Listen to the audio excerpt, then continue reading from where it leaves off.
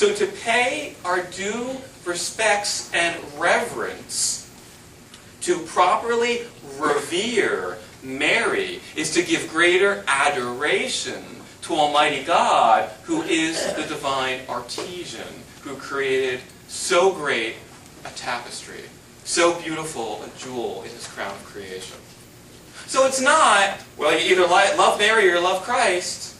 No. By acknowledging the created excellence of Mary, we are giving even more adoration to Almighty God, who is the principle and source of merit behind the gifts that Mary has received.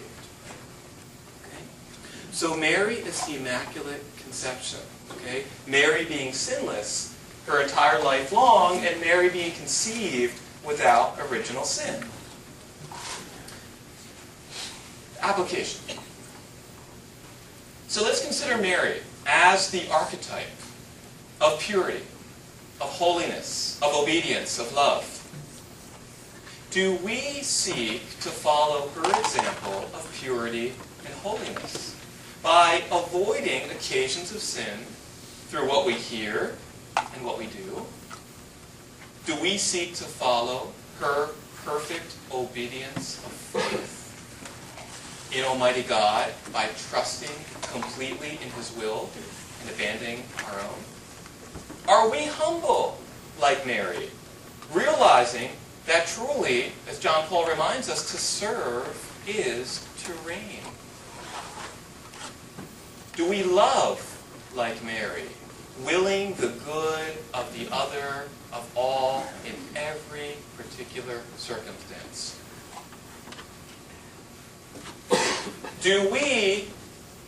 Are we, like Samuel from our first reading, prepared to say, "Speak, Lord, for your servant is listening," like Mary, the servant, the handmaiden of God?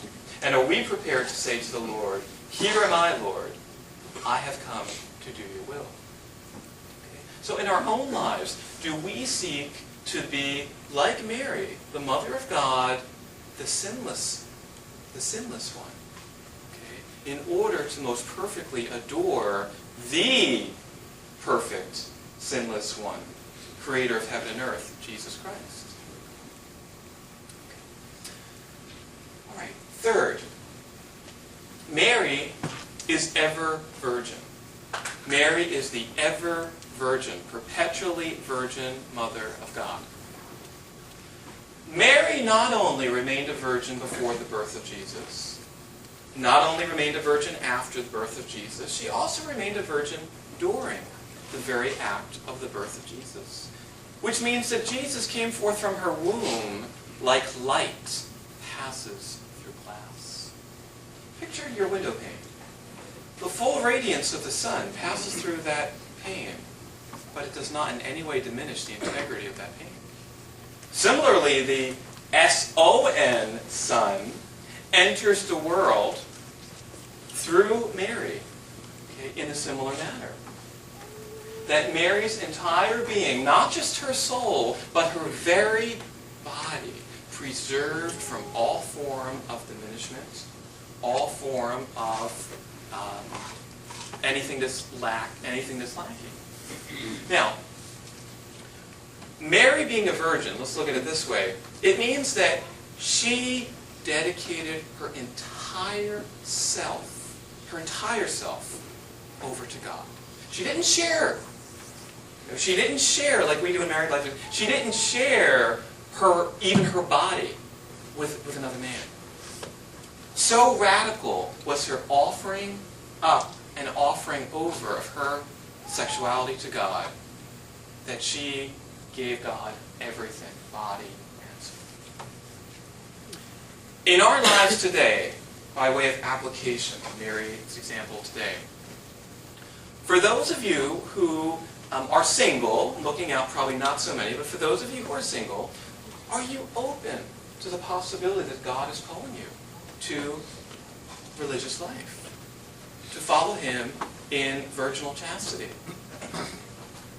Those of you who are married, do you encourage in your children and in society others who are not married to consider a calling to religious life, either by way of a brother, a sister, or by way of the ordained sacred priesthood if you're a man? Or do we kind of jump on a bandwagon of society and say, oh, come on, you want to be a priest, what a disappointment. You want to be a sister, come on, what a waste. What kind of success is that? What kind of name am I going to get because you go lock yourself in a cloister? What's in that? Do we respect the supernatural character of consecrated celibacy and promote it to those who may have a calling?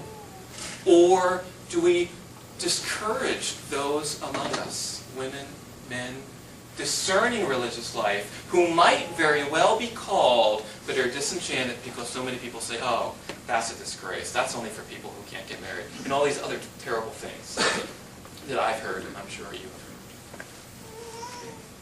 Do we value the beauty of human sexuality as God authored us? And do we perceive the beauty of human sexuality in the divine plan? Okay. These are all things we can consider as we look at Mary as Virgin. And John Paul reminds us that there are two main ways of a woman to fulfill her feminine personality. There are two dimensions of the feminine vocation. The first we just talked about, Mary as Virgin. But there's a second. Mary is also Mother. So let's go on to the next title. Mary as Mother of the Church. Only in Mary do we have the wonderful symphony, the wonderful convergence of both virginity and motherhood in one. Mary is both Virgin and Mother. Do we look to Mother Mary as the example of true motherhood? Do we look to Mary as the example of true femininity? Do we look to Mary for the example of what it truly means to be a woman? And gentlemen, do we look at Mary to consider the model of how we ought to treat women in our lives? Okay. Application here with respect to Mary as Mother of the Church. Consider that Mary is not only the mother of the church, but Mary is also the most privileged member of the church. Mary is the first disciple of Christ, and she's also the greatest. But notice she's the hidden one. She does go behind the lines, but that's something she chooses to do. Okay? So when we consider Mary's motherhood, do we also understand that Mary is our mother in the order of grace? Let's consider a couple of things. The book of Genesis, chapter 3, verse 15, we read what is called the Proto-Evangelium, where the Lord says, this is after original sin happens, and you have three characters on the scene.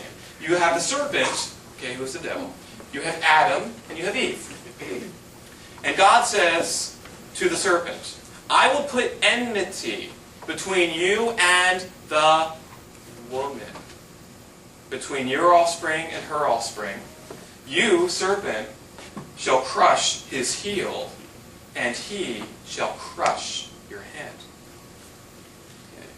The serpent striking the heel, crushing. In Hebrew, it's the same word for bruise or crush. You can use either one.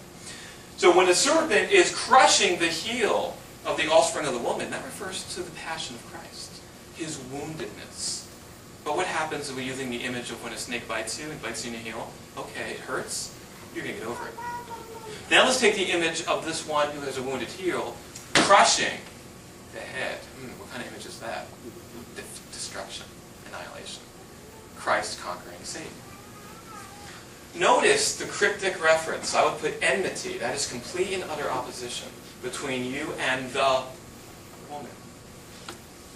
This is the very beginning of salvation history in the sense of this is the first call for a Redeemer.